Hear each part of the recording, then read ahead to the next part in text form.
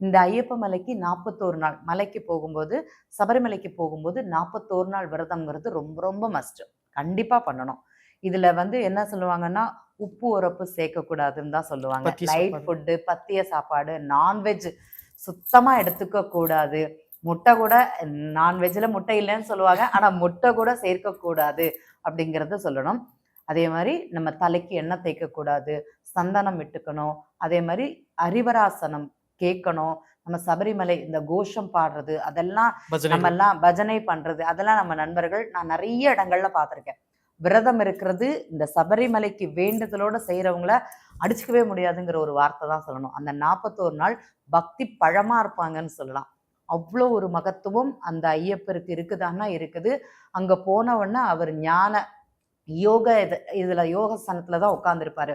அந்த யோகம்ங்கிறது அவ்வளோ நமக்கு கிடைக்குமானா கண்டிப்பாக கிடைக்கும். அந்த நடைக்கு போயிட்டு ஒரு நிமிஷமாக இருந்தாலும் சரி, அவரை ஜஸ்ட் ஒரு பார்த்து வந்தாலே நமக்கு மாற்றங்கள் அப்படிங்கிறது இருக்கும்.